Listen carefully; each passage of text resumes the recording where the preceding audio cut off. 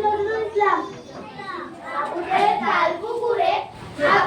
ডাল পুকুরে সে কি বাস করলো তারা, বলিতাম কি একটু দাঁড়া।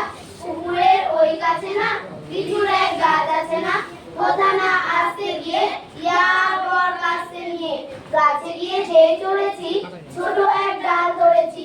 ও বাবা মরাত করে পড়েছি সরা জোরে, পড়বি বল মালির ঘাড়ে, সে ছিল গাছের আড়ে।